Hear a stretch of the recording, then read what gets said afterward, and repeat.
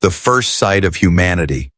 The orders came without warning. Varkesh, commander of the Zorith Legion, sat in his command chair as the message blinked across his holoscreen. The coalition had declared war on a small blue planet called Earth. The official reason was strategic expansion, but everyone knew the truth. It was greed. Earth was rich in rare minerals, water, and untouched land. The humans were said to be primitive, weak, and hopelessly behind in technology. It would be an easy victory, or so the High Command claimed. Varkesh's crew laughed as they prepared the fleet. This will be a short war, his first officer, Drevin, smirked. They probably fight with sticks and stones, another pilot added. The room filled with laughter, but Varkesh did not join in. There was something in the transmission he had received earlier, something strange. It was a human broadcast, intercepted from one of their satellites. The voices were calm, too calm, no fear, no panic, just quiet determination. It unsettled him, though he could not explain why. Days later, the Zorith fleet emerged from hyperspace. Earth hung before them, a small, bright world wrapped in white clouds. The coalition armada formed up in orbit, hundreds of warships ready to strike. The humans did not hide. Instead, they responded with a single, simple transmission. This is Earth. Leave now, or stay forever. The words were not shouted, not desperate, but delivered like a promise. Varkesh felt an unfamiliar pressure in his chest. He told himself it was just the tension before battle. The order came down. Attack. Coalition weapons lit up the void, streaks of plasma and missile trails cutting through space. For a moment, it seemed as though the humans were caught off guard. Then something massive began to rise from the oceans. Varkesh's tactical officer stared at the readings, his face pale. It's bigger than any battleship we've ever seen, he whispered. The object broke through the waves, scattering water like a storm. Its hull was black, angular, covered in weapon ports that glowed a deep red. It moved with slow, deliberate power. The sensors could not even calculate its full size before it locked weapons on them. The first shot from the human warship tore through 3 coalition cruisers in a single beam. There was no warning, no buildup. 1 second they were there, the next they were gone. The alien fleet froze. Varkesh felt the pressure in his chest grow heavier. It was not panic yet, but it was close. The humans did not speak. They did not boast. They simply kept firing. Each shot precise, each hit fatal. Shields are failing, Drevin shouted. How can one ship do this? Another voice cried. The fleet tried to regroup, but every move was met by human counterfire. It was like they knew exactly where each ship would go before it even moved. On the main screen, Varkesh caught sight of the human warship's emblem, a stylized animal skull, sharp teeth bared. It was not a threat. It was a warning. He could feel it in his bones.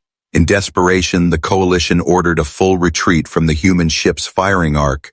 But as they pulled away, smaller vessels emerged from the shadows of the massive warship, fast, agile, and bristling with weapons. Human strike craft dove straight into the enemy lines.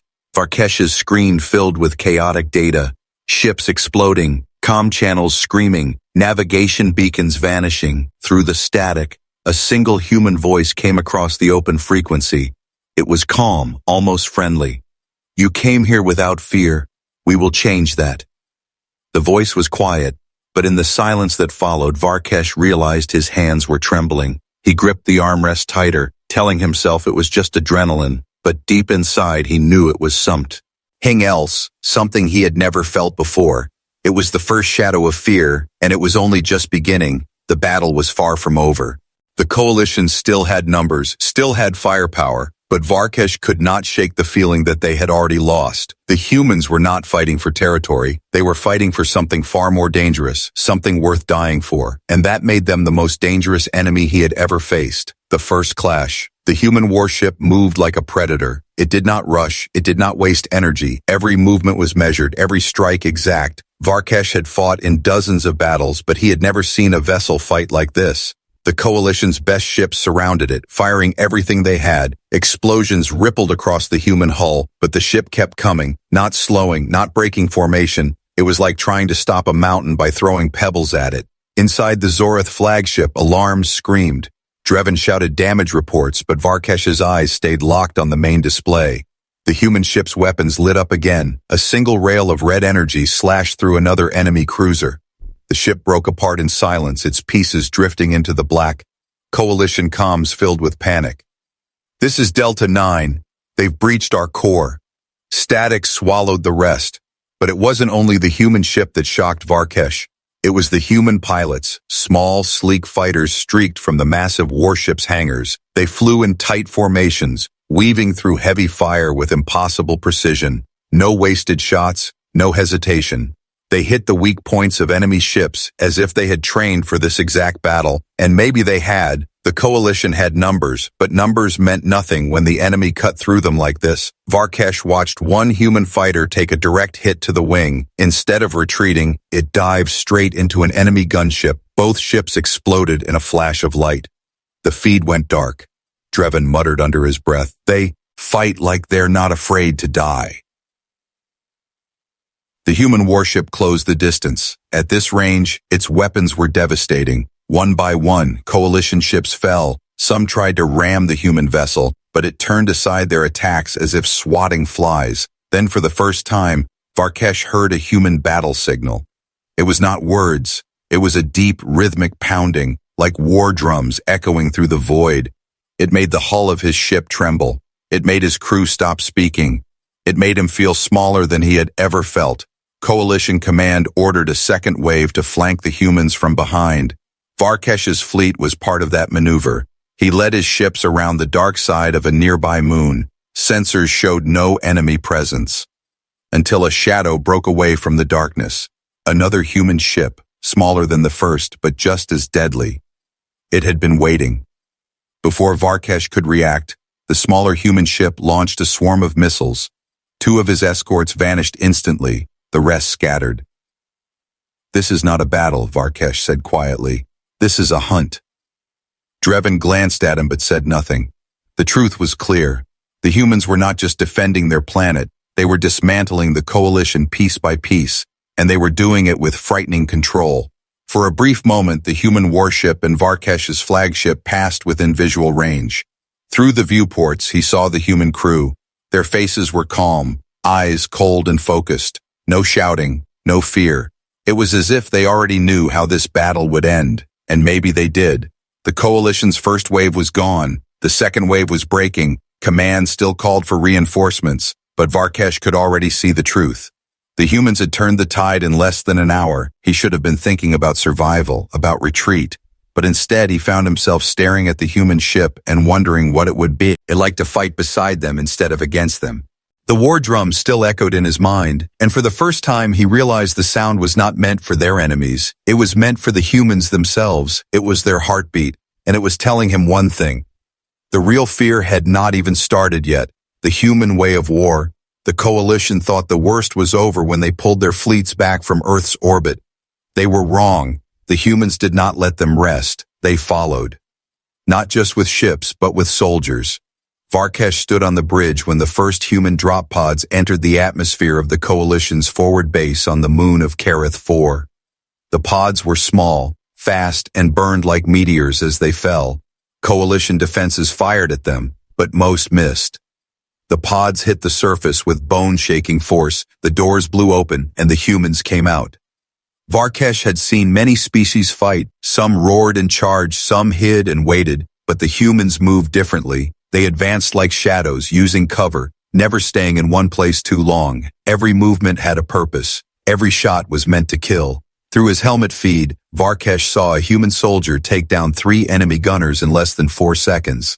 Another sprinted across open ground under heavy fire, dragging a wounded comrade with one arm while firing with the other.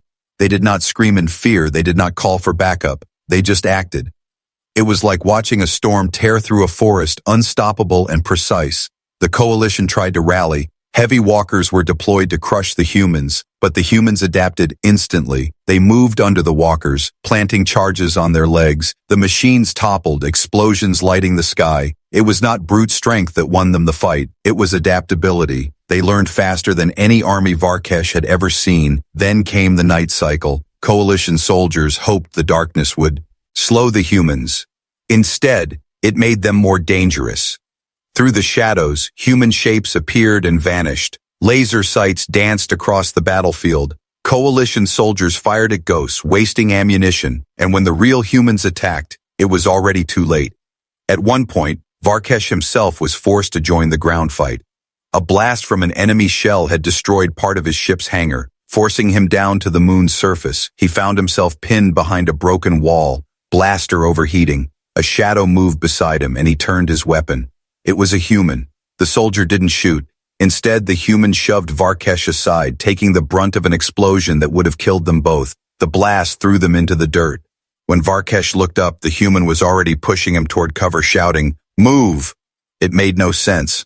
Why would an enemy save him? The human could have left him to die. But in that moment, Varkesh understood something. The humans were not just fighting for themselves. They were fighting for anyone who stood beside them in battle. Ally or stranger, it didn't matter. Hours later, the moon of Kareth 4 was silent. The humans had taken it. The coalition survivors fled. Varkesh stood on the ridge, watching the human soldiers move among the wreckage. They were tired, covered in dust and blood, but their eyes still burned with the same steady fire. He realized then that fear was not just about the danger they posed. It was about the fact that they would keep coming, no matter the odds, and that kind of will was impossible to defeat. Fear spreads. The war had only been days old, but the cracks in the coalition were already showing. Ships no longer held formation. Commanders argued over open channels. Entire units vanished from the front without orders. The humans didn't have to crush the coalition in one blow. They were letting fiercest Sci-Fi do the work for them. Varkesh listened to the incoming reports on his bridge. Another fleet in Sector 8 had been ambushed. An outpost on the mining moon of Varric had gone silent. The humans moved too fast to track. They hit like lightning and vanished into the dark before reinforcements could arrive. It was not war in the way the coalition understood. It was a hunt, and the humans were the predators. The coalition high command tried to control the panic. They called the humans desperate and reckless, claiming they would soon burn themselves out. But the crews didn't believe it. They had seen the human eyes through their targeting screens. They had felt the tremor in their hulls when the human war drums began. You could destroy a coalition ship with weapons, but the humans destroyed morale with presence alone. In the mess hall, Varkesh overheard his crew whispering. Some spoke of desertion. Others wondered if the humans would accept surrender. The worst part was, they didn't sound ashamed. They sounded hopeful that the humans might spare them. Drevin brought him a classified report one evening. It showed footage from a captured helmet cam. A squad of humans moving through a burning city. They didn't loot, they didn't slaughter civilians. They cleared buildings with precision, evacuating wounded even from the enemy side. It didn't make sense. This was not how the coalition had taught its soldiers to fight. This was something else, something Varkesh couldn't name. Later, during a supply run, Varkesh saw it for himself. His transport had been ordered to deliver munitions to a frontline blockade near the asteroid belt of Arion. When they arrived, the blockade was gone. The ships weren't destroyed. They had fled. All that remained were human patrol craft drifting slowly between the rocks. They didn't even fire when they saw his transport. One of the human ships simply broadcast a message across all frequencies. You can go home, or you can stay and see what happens next. The crew around Varkesh froze. No threats, no insults, just a chai. Ice, and somehow that was more terrifying than any weapon because the humans said it like they already knew what you would choose. By the third week, coalition strategy meetings were chaos. Some commanders demanded an all-out counterattack. Others begged for peace talks. But every plan had one problem. No one could predict the humans. They didn't follow the logic of interstellar war. They didn't cling to safe positions or retreat when outnumbered. They did the opposite, and it worked. That night, alone in his quarters, Varkesh opened a private transmission to his family on Zorath Prime. He told them the truth, not the propaganda, not the reports. He told them that he had seen the humans up close. He told them that if the war continued, the coalition would lose. He didn't know if the message would make it past the censors, but he sent it anyway. Because for the first time in his career, Varkesh wasn't afraid of death. He was afraid of living long enough to fight the humans again. And deep inside, another thought had begun to take root, a thought he dared not say out loud. Maybe it was better to stand beside them than against them. The turning point. The order came in the dead of night cycle. It was simple and final. eliminate Varkesh. He read the encrypted message twice, but the words didn't change. The Coalition High Command had decided he was no longer loyal. His hesitation in recent battles, his refusal to push his fleet into suicidal attacks, had marked him as a traitor. Drevin burst into his quarters moments later. "They've sent a kill squad," he said, voice low. "They're on their way now."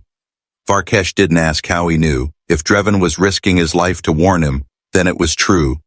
The corridors of the ship felt longer than ever as they made their way to the hangar. He could hear boots in the distance, the echo of soldiers moving with purpose somewhere in the vents, the low hum of power cells charging, a sign of weapons being armed. There was no time to gather a crew, no time to fight back. When they reached the hangar, Varkesh froze. Standing in the shadows near a small shuttle was a figure in dark armor, not Coalition issue. The helmet turned toward him and a voice spoke through the comm. "Come with me if you want to live." It was a human voice, calm but firm. Varkesh's instincts screamed at him to refuse. This was the enemy, the one his people had been taught to fear and hate. But in that moment, with Coalition assassins closing in, the human was the only one offering him a way out. He stepped forward.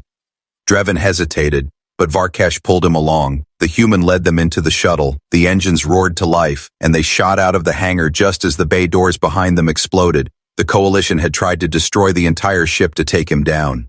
Through the viewport, Varkesh watched the vessel that had been his command break apart in fire and debris. There would be no going back. Once they were clear of pursuit, the human removed their helmet. A woman, young but with eyes that looked like they had seen too many wars. "I'm Commander Rhea Morgan, Earth Defense," she said. "You're valuable to us, Varkesh. You've seen what we can do, and you haven't turned away yet." He didn't answer. His mind was still trying to catch up. Why would humans save him? Why not leave him to the Coalition's executioners? Morgan seemed to read the question in his eyes. "Because you're not our enemy if you're willing to stand beside us," she said. "Your people want this war, but you don't. That makes you dangerous to them and useful to us." They docked with a human warship. The moment Varkesh stepped inside, he felt it, the same quiet intensity he had seen in battle. Humans moved through the corridors like currents in a river, efficient and unshaken. Every soldier who passed gave him a glance, some curious, some cold. None looked afraid. In the briefing room, morgue, and laid out the situation. The Coalition was preparing a final push against Earth, gathering their remaining fleets for a massive strike. The humans intended to strike first, but they needed intelligence only Varkesh could provide: fleet positions, weapon specs, command patterns. If he gave them that information, he would be crossing a line he could never uncross: betray the Coalition or walk away and be hunted until the end of his life. Varkesh stared at the tactical map. He saw the familiar shapes of Coalition ships, the markings of commanders he had served with for years, and then he remembered the moon of Kareth 4. He remembered the human soldier who had saved his life without hesitation. He remembered the war drums that had shaken him to his core, and he realized the truth. He had already chosen. He just needed to say it out loud. He met Morgan's gaze. "I'll give you what you need," he said. Her eyes narrowed slightly, as if measuring the weight of his words. Then she nodded. "Good," she said. "Then you'll fight with us." And in that moment, Varkesh crossed the line, not just into enemy territory, but into a new understanding of the war. The Coalition feared the humans for their weapons, but he had learned the real reason. They feared the moment someone like him decided to stand with them, fighting beside humans. The human warship moved into position. Varkesh stood on the bridge beside Commander Rhea Morgan. It felt strange standing here as an ally instead of an enemy. He had once imagined what it would be like to fight against this ship's guns. Now, he was about to help aim them. The Coalition fleet appeared on the edge of the system, dozens of warships in tight formation. Varkesh recognized the flagship immediately. Admiral Theric, a ruthless strategist who believed mercy was weakness. The man had once been his superior. Now, they stood on opposite sides of two. He battlefield. Morgan gave the order. "All stations, weapons ready, strike when I give the mark." Her voice was calm, almost too calm. The humans didn't waste words before battle. They didn't scream for glory or curse the enemy. They simply prepared. Varkesh watched the humans work. Every crew member knew exactly what to do. They moved with precision, as if they could feel the rhythm of the ship itself. On his own flagship, orders were often repeated, sometimes shouted. Here, silence carried more weight than noise. The coalition opened fire first. Plasma beams lit the void, but the human ship rolled and weaved. Every evasive move looked impossible for a vessel this size. It reminded Varkesh of a predator twisting away from the bite of another. The return fire came in a single, devastating volley. 2 coalition frigates shattered instantly. Then came the fighter launch. Varkesh had seen human strike craft before, but this time he was inside the command center. Morgan's hands rested lightly on the console, issuing short, sharp orders. Eagle Wing, draw them in. Shadow Flight, cut off their retreat. The pilots acknowledged in clipped tones, no hesitation, no wasted time. It was like watching a single organism with dozens of moving parts. Through the battle feed, Varkesh saw human pilots diving into enemy formations. They didn't just shoot. They outthought their opponents. When the coalition fighters tried to box them in, they vanished into the blind spots of their own capital ships.